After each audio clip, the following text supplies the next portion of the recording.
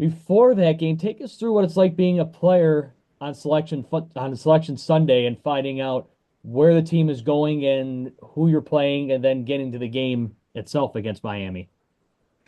Oh man, it's awesome, you know. And I think sometimes as a player, you can take that for granted. Like when you're in a program that, I mean, year after year, the tournament, making the tournament is like, yeah, this is our identity. Um, and then being successful in it, that's our identity, you know. But I feel like it was as a player, man, it's awesome, you know, because you're getting a chance to step into an experience that not everybody gets a chance to step into as a collegiate athlete.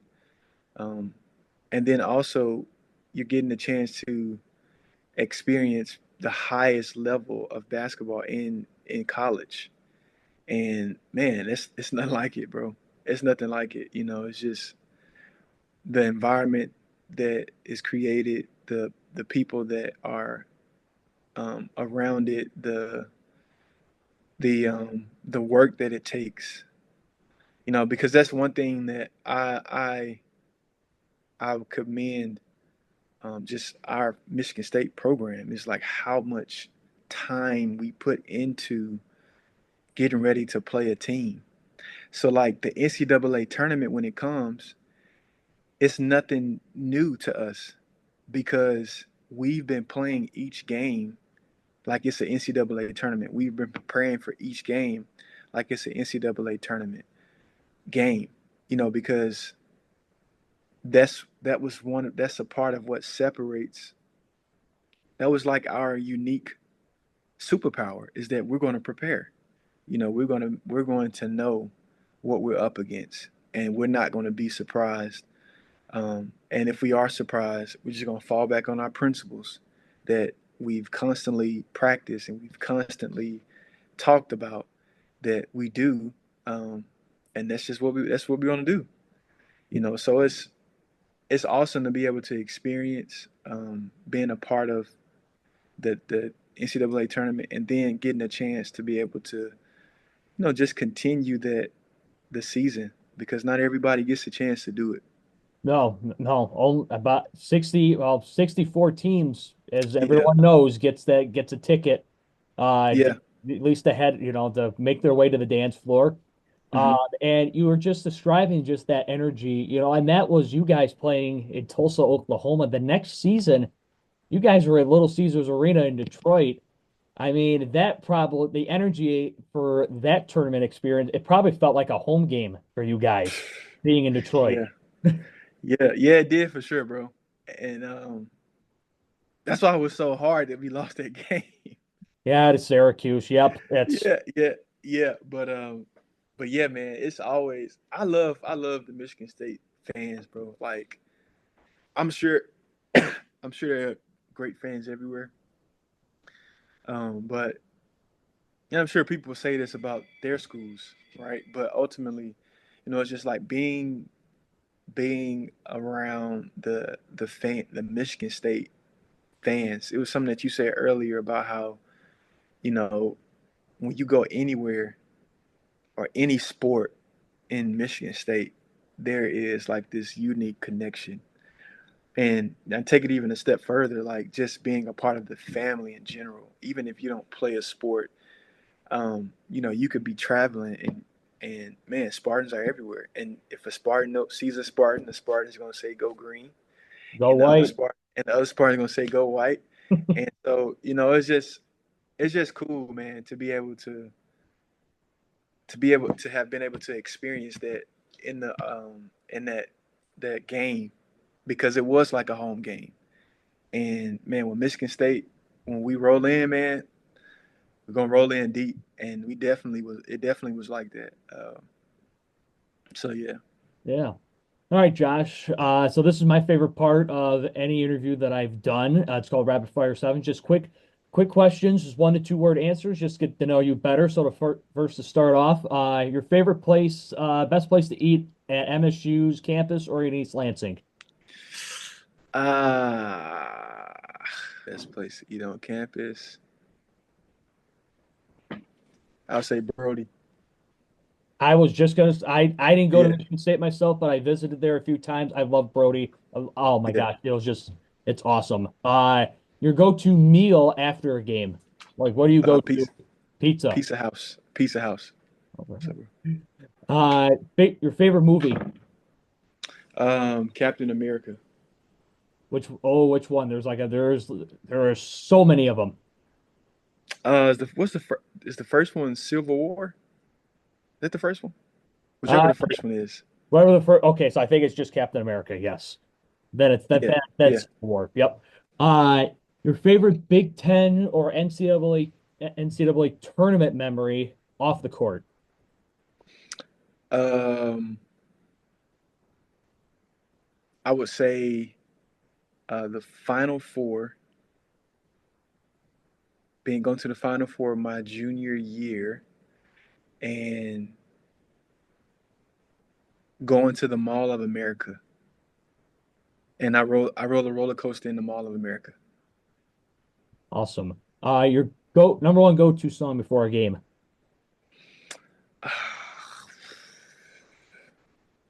At that time, it probably was something like Drake related. All Yeah. right. Favorite leisure activity to do with your wife. We love to. It's not one. We got multiple. But I would say we enjoy cooking together. We enjoy singing together, and then we also enjoy.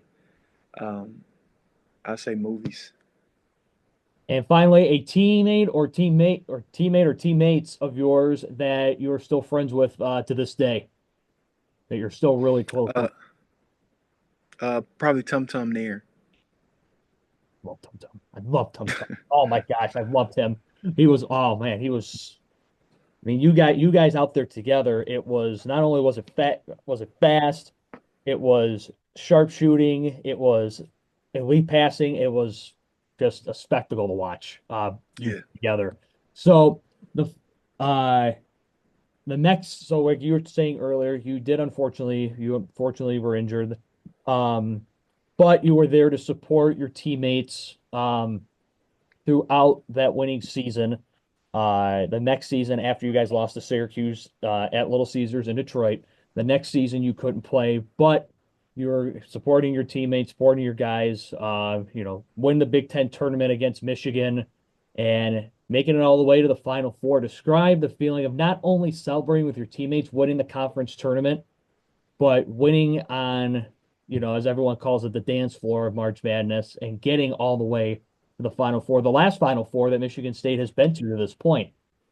that was it. Was amazing. It was amazing to be a part of that. Um, because going back to what we talked about earlier with the tournament and how everybody doesn't get a chance to experience being in the tournament. Everybody doesn't get a chance to be in the Final Four. And man, it was challenging not being able to play in that game or to just be able to play in that season. But man, just being able to be in that environment and to be able to see our team go as far as we went, and then to be able to see guys like Aaron Henry be able to play and do well, and it was just cool to be able to see that. Um, and yes, it was challenging though. It was challenging. I wanted to play just because, man, like I feel like that was a really big season for me, while I was playing, and then I feel like I could have contributed a lot to like our team, but that season I learned how to be, um, like I learned more of what it means to use your voice and to be a leader off the court. Um, but ultimately, man, the Final Four was great, man. It was great. And again, it's the last time that Michigan State, Spartans have made a run like that to the Final Yeah, Four. And then you get back for your final season, but that would be cut short, not due to injury, but due to the COVID pandemic and every sporting league and everything getting shut down. Tell me what was going through your mind when you first heard the news after you guys played Ohio State that season, the last game of that season. Not only was the season was done, all tournaments were done, but that was it for your career. I mean, I just can't imagine what you were feeling. I remember being in when it like I remember I think I was in the weight room and we were kind of talking about we were actually kind of joking about it because we didn't think it was that serious. But then it got really serious when everything got canceled. And we were just like, wow, like this is for real. Um and so it was challenging to not be able to complete that season. But I was actually able to get another year um, after that year, and so just being able to have that extra year, being able to still finish in so many ways a career that had a lot of different challenges to it. Um, it was good, man. But man, COVID, that was such a challenge for, I think, not just college basketball, but for like the world. I don't think the world just. I mean, bro, it was crazy. That was crazy because you have to just think about how it is now. When people think about COVID now, it's just for it to kind of be how it is now. But when it first came out, it was like there's like this deadly disease that we can't see, and it's just taking people out, and you don't want to go anywhere, you didn't want to do anything, and so I think it also speaks to how ultimately as people we we're more equal than we think we are, because like the wealthiest people were having to deal with it, and then the quote unquote not as wealthiest people were having to deal with it. So it just I think it just kind of it like COVID coming and being a thing. I think one of the things that it invited us into as people is like, hey, we aren't as unequal as we think we are. Josh, I understand now you're coaching at your high school alma mater in Alabama. What's it been like to coach now? Are you enjoying it? And what advice would you give to anyone who's watching, or even myself, who's trying to become a coach in any sport or basketball, even? Yeah. Um, I am coaching at my old high school. The school is Madison Academy High School. Um, and it's been great, man, just to be able to uh, just be able to pour back into young men that uh, whose shoes I was once in at a certain point. That was actually I'm in the office right now, and that was one of the players walked in, and he was trying to get a basketball. But anyways, it's just cool to be able to be in that position. I do feel like this is a position that God has allowed me to be in, um, and so I don't want to take it. I don't take it for granted, And I feel like for anybody that's wanting to be a coach or aspiring to be a coach, or is already a coach, and they just want to continue to progress. The with March Madness getting set to open tomorrow with the first four, uh, or first four, and then the round of 64. Let's just talk about this current Spartan team that that Michigan State has right now. Just ultimately, do you think that they have the pieces to make a run at getting to the Final Four for the first time since you guys are there? Yeah, so I haven't, be honest, it's been hard for me to really watch them as much as I would like to. Um, because I have family and, we have we have a whole different thing going on as well. Um, we have a 10-month-year-old son, which is a joy to be around. And so we have different things going, but the little that I've seen, I would say yes. I would say yes, because I think the best Michigan State teams are the teams who are willing to, first of all, be coachable, and then embody the principles that we follow as a team, which is running, rebounding, and defending. And I'm pretty sure that those principles hadn't changed. I could be wrong, but I'm pretty sure that those principles haven't changed.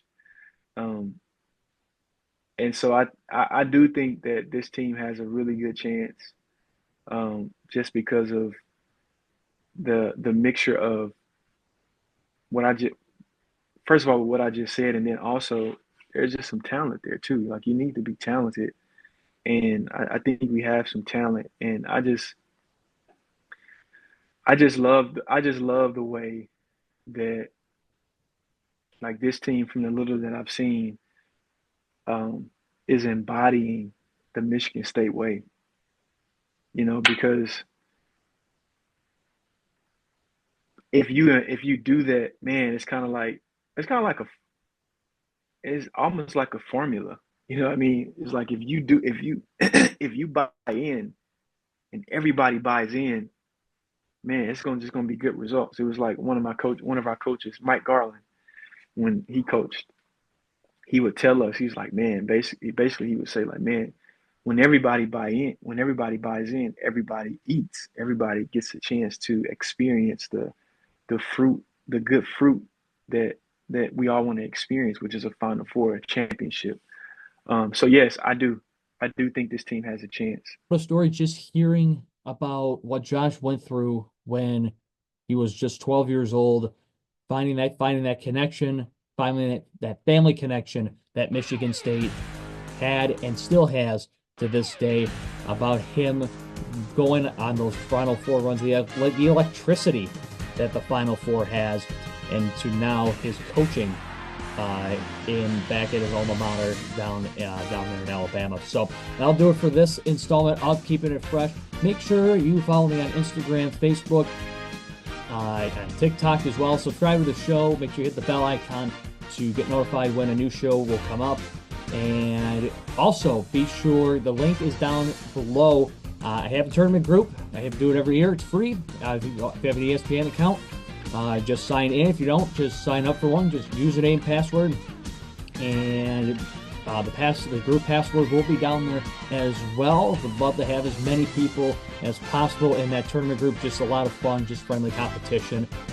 Just to fill out a quick bracket and just to have some fun during March Madness. So with the tournament just getting set to get going, enjoy all the games. Thank you for watching.